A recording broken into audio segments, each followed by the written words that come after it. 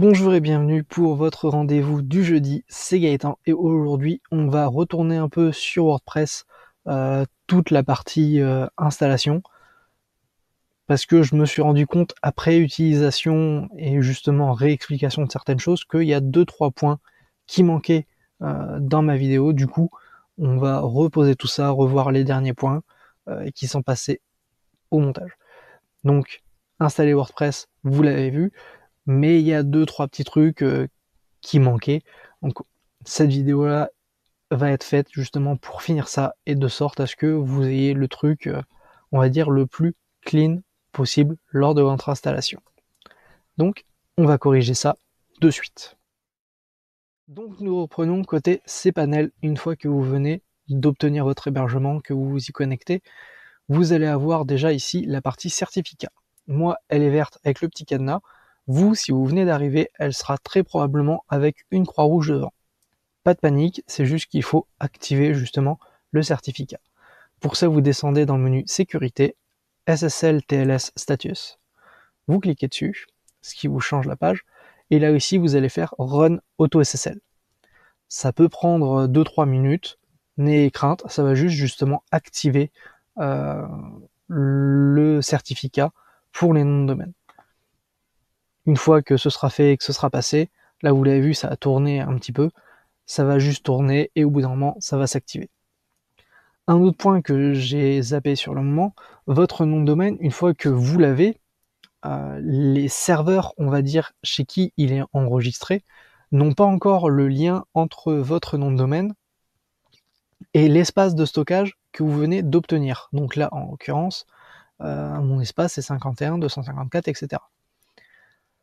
Du coup, ça peut mettre jusqu'à 1 heure pour que justement les serveurs DNS qui stockent tous ces noms de domaine rajoutent dans leur dictionnaire le lien entre l'adresse IP et le nom de domaine. Ce qui permettra justement dans la barre de recherche de taper directement votre nom de domaine et d'arriver chez vous. Ça peut mettre jusqu'à 1 heure, ce sera un petit peu moins, ça va dépendre à quel moment vous arrivez du rafraîchissement des noms de domaine. Donc si ça met 1 heure pour arriver, pas de panique, c'est normal. Ensuite, on va retourner dans WordPress. Il y a un dernier point qui va peut-être manquer lors de l'installation. Il y a quelque chose que j'ai pas spécialement fait attention sur le moment. C'est ici, vous avez notamment, lors de l'installation, vous pouvez choisir un dossier dans lequel installer WordPress. Alors ça peut être utile si vous voulez que la racine de votre nom de domaine soit quelque chose de particulier et avoir plus loin dans votre site un accès à WordPress. Si vous voulez directement que votre blog WordPress soit la page principale de votre site, comme indiqué par le petit i ici qui clignote, ça y est, si vous voulez uniquement avoir WordPress directement, il faut laisser ce champ vide, donc supprimez tout ça. Moi, lors de l'installation, ce n'était pas vide dans la première vidéo, donc si vous voulez le truc de base à la racine, supprimez-le, laissez le champ vide. De cette façon, lorsque vous arrivez sur votre site, vous arriverez directement sur votre blog. Maintenant, dans l'installation, dans toute la partie administration, vous avez vu que je vous avais montré quelques extensions à installer dans ma précédente vidéo.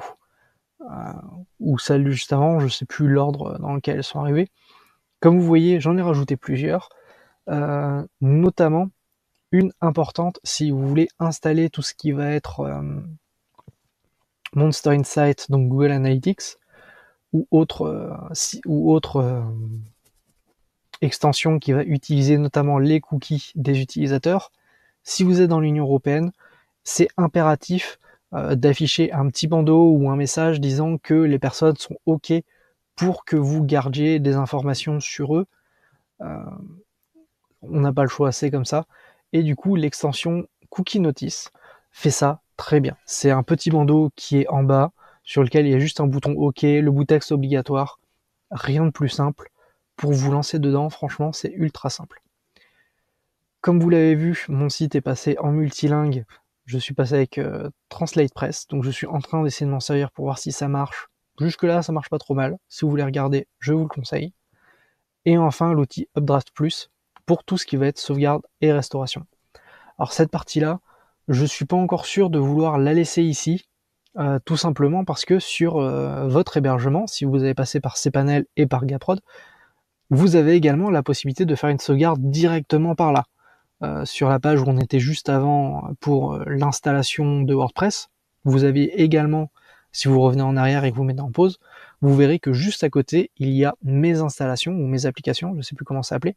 Si vous allez dessus, vous pourrez voir justement ce que vous avez installé et vous pouvez faire de là une sauvegarde. Je trouve que faire la sauvegarde côté cPanel vous apportera plus de sécurité, tout simplement parce que si votre site plante totalement, le cPanel, lui, n'aura rien et vous pourrez réinstaller, restaurer une sauvegarde précédente.